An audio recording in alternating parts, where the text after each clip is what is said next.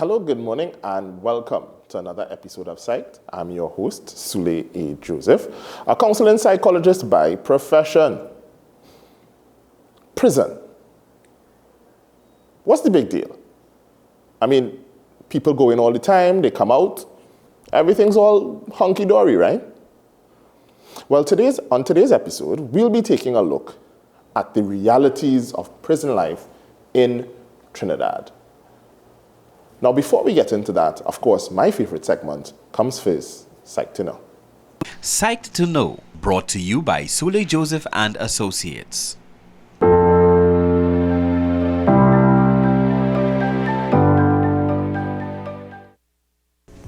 As of April 2021, TNT had an incarceration rate of 276 per 100,000 people. However, this ranks TNT as having the 35th highest incarceration rate out of 214 countries that keep records of such information. Of this, 97% of incarcerations in TNT are men.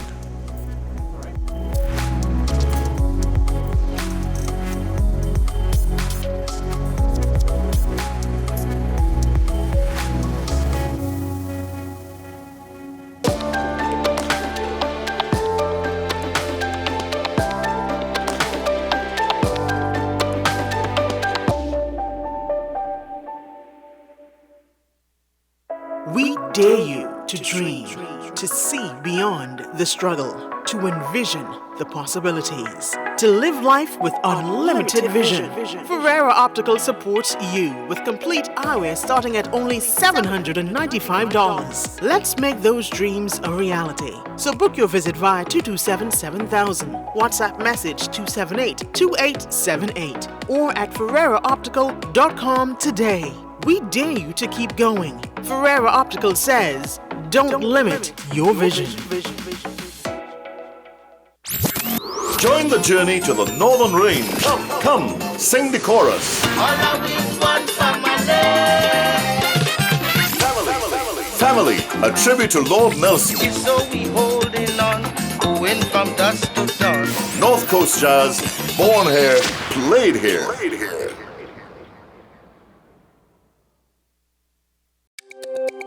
Every word, every line, every paragraph depicts a real moment in someone's life.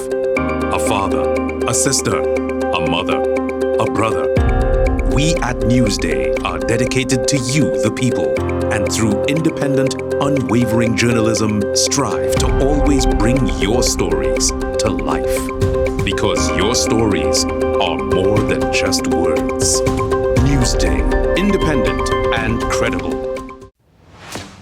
Is it politics? What is it? Is it that nobody cares about sports? The kind of support that sport used to get in the past is no longer here. The thing is, taking a knee doesn't mean that that's the only thing you're doing nowadays. Right. Taking a knee along with other stuff. Samantha, what are you looking forward to when you return home to Trinidad and Tobago after winning the title?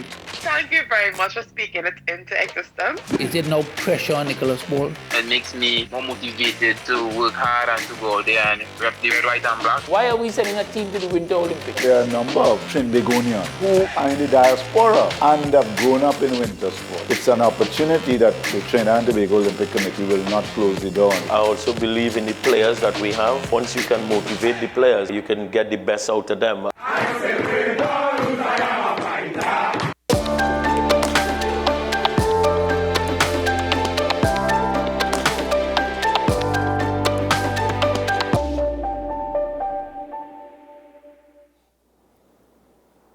Good morning and welcome back.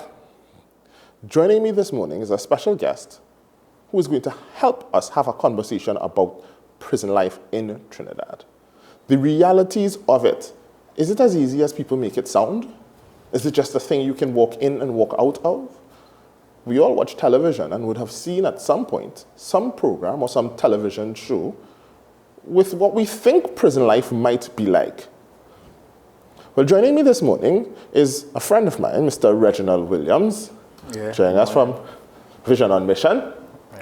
All right, Mr. Williams, good morning, and thank you for being with us. Good morning to you, sir. All right. Tell us a little bit about yourselves, for those persons at home who don't know you. Well, my name is Reginald Williams. I've now come out of prison a year and about 3 months now. Stays at Division Mission and work. Reside here for the current hour. And what else I had to say? Well, how did you get yourself? Tell us a little bit about your life. What? Well, I'm just trying to catch back myself from after incarcerated for so long, doing a 20-year stint in prison. 20 years? Yeah, okay. Which wasn't easy. And I don't have no intention of going back. Come what may, right or wrong, I'm not going back. So you're not going back after doing 20 years in prison. At what age were you incarcerated? I was 21, sir. So you're 21. So you did 20 years from 20. So the majority of your early 20s, 30s, a big bulk of your life. Yes, sir. Down the drain. Prison, sir. Right.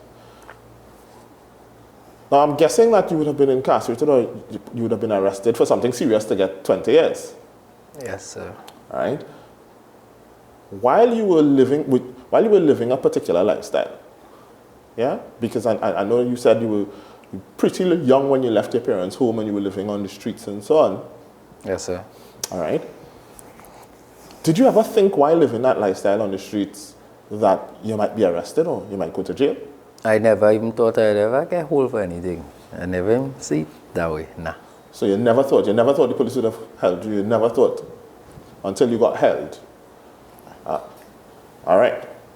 So the expectation, so you never thought you would have been held, but while you were out, what did you think of prison? I mean, you must have heard stories. All I always think I heard prison is a bad place not to go, so. So you heard it was a bad place. That was not enough to motivate you to stay out. Well, not to get involved in crime. Yeah. All right? Sure.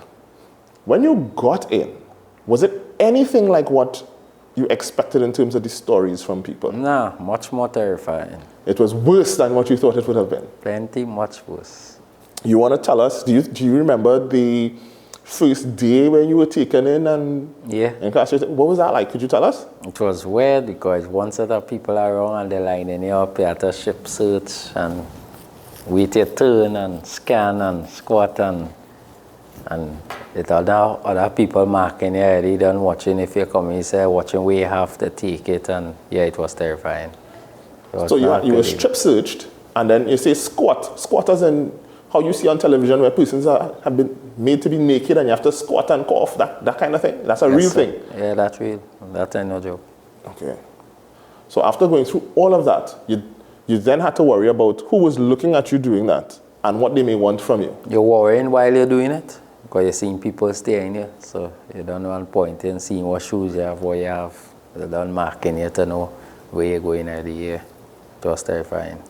So the first day was scary, really terrifying. Yeah.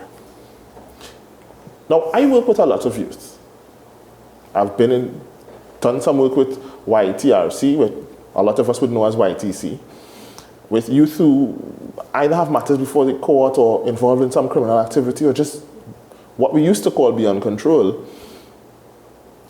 And in that system, it's not always rainbows as you would expect, because some of the youth there would tell me horror stories like on the first night they'd get what they call a jump in, where some of the other boys who are who are in the cell with them would be maybe tie that person to the bed and beat you up, take your things. Is that something that would happen in prison as well? Is that a real thing? That is common. That is everybody greeting when they now come in. Nowadays greet you. Everyone. Everybody. So then the stories where you hear people talk about, that could never happen to me, and I went in there, come off the road and I run the show for people that I know and my uncle and this friend and so on and whatever. Easy to say. So people say a lot of things that just don't tend to be true. Because most people doesn't want to admit that it happened to them, so they won't admit it. How was your experience? Yeah, I went through that and worse. When you say worse, what's worse? Prison are real gay, I tell you. They always have to watch your back. You can't bathe in peace. You have to be careful what you're wearing when you're bathing, because it always has somebody marking you. Prison is a horrifying place. You shared with me off air that at least on 5 occasions you almost lost your life. Defending my own thing. When you say defending your own things, you want to tell us about that? Well, I ever used to get a visit. I never had nobody to come and take care of me, so I used to work for my thing. It had work like you could scrub our shoes, you could wash somebody's clothes, you could clean the cell for them, or you could clean the pail or something, the pail area. That's what I just do. I was the pail man. So I used to help clean anyway. And get paid for it. But after you get paid, you can't really enjoy it because you just have to watch your back, somebody marking to see how much thing you have or wherever you have or where you get to take it from you. So. When you say the pail man, you want to explain that to us? When you say well, what I used to do, one of the worst things in prison, I used to deal with feces. Feces, it had a job called the pail man. You go up every morning, you go in and wear boots to go in water, do the boots to help and to empty pail, like tubbing, when people don't use it at night, pee and feces, yeah. I was used to do that. So there was no toilet that persons use that could flush in the cell? We have no toilet on remand and we have no toilets. That is a common thing. You have to come out and do that. And Blue and all had that. It's the same thing. There's no toilet inside. The place too small for that. If 14 people could barely see which part that toilet going to be. So it was a small cell with 14 people? Sometimes on a good day, most of the time 21, 23 is plenty people. It doesn't matter how long the cell could lock. Put them in the ID law in prison. So 23 people, maybe 14, 23 people. How did you all sleep? However you could. However you could. Some just stand up until the foot get fat. Some just sleep by the pail. Some tie a hammock. How you sleep? You sleep. Okay. So, and you slept how? How did you sleep over that? Well, I was kind of, as I alone, so I was kind of cautious. I hardly sleep. I'd already close my eye. So for 20 years, you could not sleep properly? You couldn't get a proper night's sleep? I never really got good sleep for that 20 years. The best sleep I ever get was the day I come out. Now you said, you mentioned something about Blue. Remand like and convicted. Remand is before you get jail when you're a child, and when you get convicted, if you get convicted, that is 2016, I end up convicted. And that's what you call Blue? Yeah, because we're Blue. And the experience was similar? Was it same type of experience or was it different? Well, Remand and Blue have a more different, Blue a little more better because after time you could come out and work, and gather your own stuff and save your thing. It's different than on remand, you're just staying in a cell right through. The only time you're coming out is for hearing and that is it and that. On Blue you could still come out, like when everywhere is locked down, you inside the yard, you could get a little sweat, you could get a peace of mind. That's not really easy to get, but still you're free outside, could go in a corner by yourself. Now you hear people talking all the time about prison life wasn't bad for them. They had cell phone, they got shoes, they had everybody alcohol. Could have cell phone, alcohol, anything. Everything is just a price. Now, it's all the people are the family. But even your family can support you right you. And sometimes when they need something, where you get it. That's where the lifers come in. When you say lifers, that's persons who are there for life, or what do you mean? Yeah, who they do in life. Them is a different kind of individuals. Well, Remand and Blue is too different. With Blue, you're close to the lifers.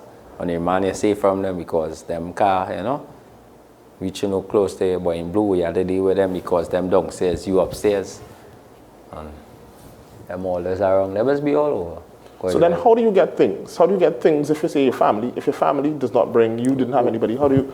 Well, me, I used to get my little work. I was friends with plenty of the officers. Like it, me and them never had nothing. It's the inmates who I have a problem with, not the officers. So, like if you and an officer have a little understanding, he might bring home something from your way.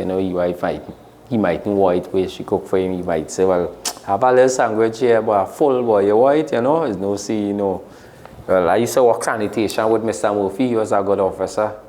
So I used to give him a little hustle. He might tell me to clean here. He might have some officers have some things in the fridge they didn't want, And they tell we could either throw it, we'll take it, it's up to we. So that's why I used to live, do my little jobs and things. So nothing for free. You were somebody who works. What about other persons? How did, if you weren't doing jobs, then what? How else were you getting things? Well, me, I used to be a grind because I know it have a price for everything. So it have plenty time I doesn't have nothing. But I doesn't want to make them kind of decision. Because I a man that is a stain on you, and everybody might see that or might admit it. But it have plenty time I have nothing, and I was something too. But I just watching the individuals, and that's the one parts I do without. But not everybody could do that. Because it have people weak. That people might, might not be strong like me, and you to be a grind and say, but today I'm not going to make it tomorrow. Is the next day. It have people win do that. And people might say, but no, I could get something back. We go down by a review, this one or that one, and that way they will do. When you say you go down by this one or that one? Well, the lifers doing life. So them always have cigarette, them always have weed, them always have alcohol, them kind of thing. But them is gay men, bola men. In order for you to get things from them, well, you know how it does go. And I never wanted that part of that kind of thing. So, but they does gay, yeah. Provided on that work condition. So you're saying, therefore, that a lot of persons would have gotten things in prison if they didn't want to do jobs, work, through sexual favors? Well, if you don't want to work as a man, you play girl.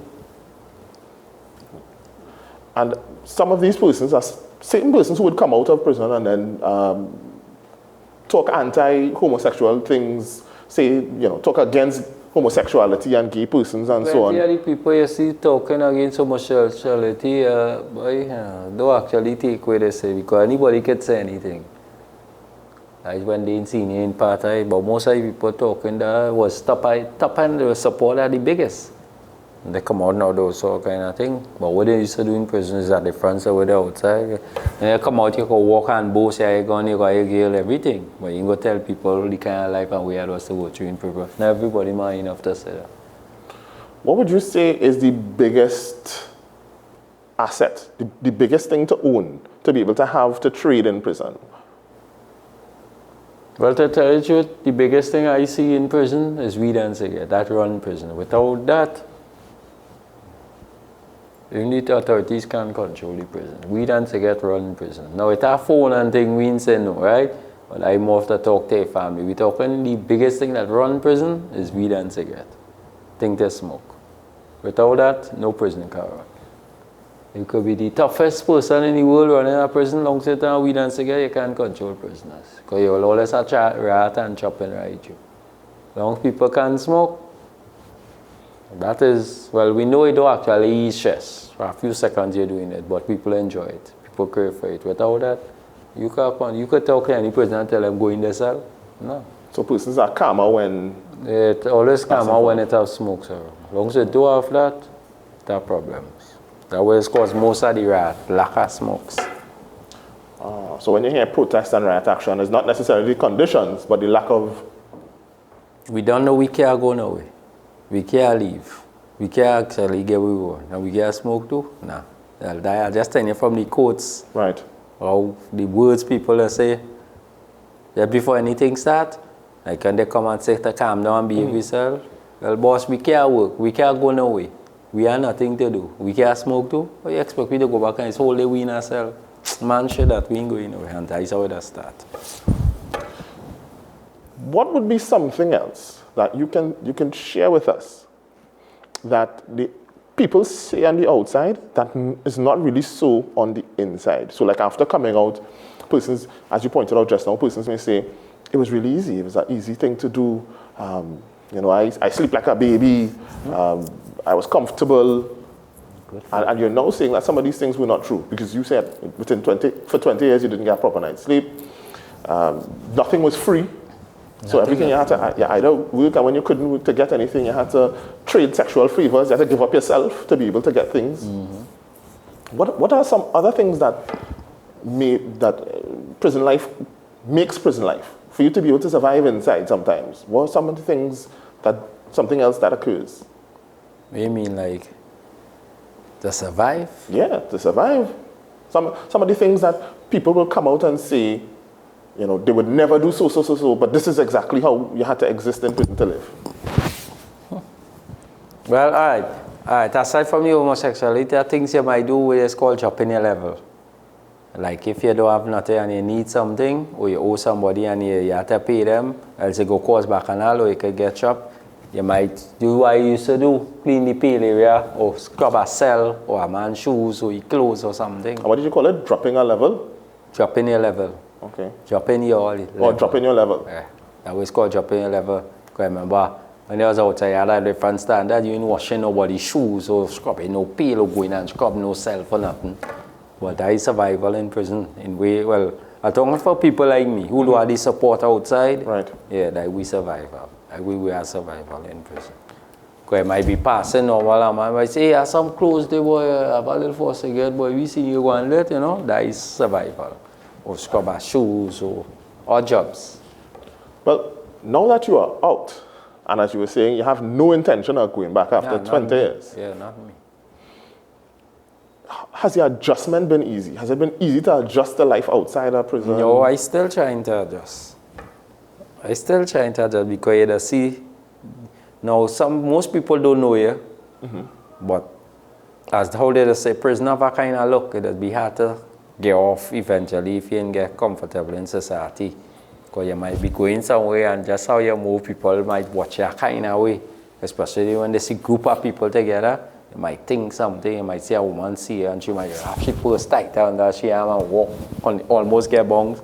Because see a fella stand up on the side of the road the other day and a woman watch him and to avoid him, she crossed the road and almost get bunks. And he wasn't on she, but I just look now. You know? How people, plus how in this time, perilous time now, how crime so rampant, anything is a threat. So there's somebody alone watch your kind of way, go get frightened. Yeah, it's easy to adjust. So it's not easy. But how have you been sleeping since coming out? Well, to tell you the truth, I always have a problem to sleep. But now that outside, I sleep much more comfortable. At least I could close my eyes than where I was inside. So after 20 years, finally you can get some good sleep. Yeah, I could still close your eyes. Yeah, because if I was real sleep, while I was in jail, I never really sleeping. Like this morning, I late, I get up late. I was sleeping, you can't do that in prison. You can get stabbed in prison. Or jump or some kind of mad thing. So, you know, keep one eye open. Right. So, after sharing with us what you thought it would be like, the actual reality of what it was when you experienced it, which you've said has been much worse, some of the misconceptions or some of the thoughts that some persons have who are outside about it versus the actual reality of prison life, what is some of the advice you might have for some youths who live in a particular lifestyle that leading down a path to be sent to prison? What advice you have for them based on your life? What advice you would want to give them? Well, to talk to youths, these is really hard. You could tell them, boys, if they listen, all I have to tell them is, boy, if you're getting a chance or you're getting somebody to help you, take it, because prison is the only way a friend tell you, but you experiencing it yourself is not an easy thing, because most people think prison nice, and when they go inside, most doesn't come out, the friend has come out, you don't come out, because you can lose your life the same way as in prison. You tell a gun to die in prison, you can get a bad choke and die, or you might get away with somebody and get a battle in your head and stay right there. So prisoner, you advise nobody to go there, especially young ones, better you forget that. Because in prison, they watch you as girls. It can be how bad. When they come in prison, most people younger years, they watch you as girls. Okay.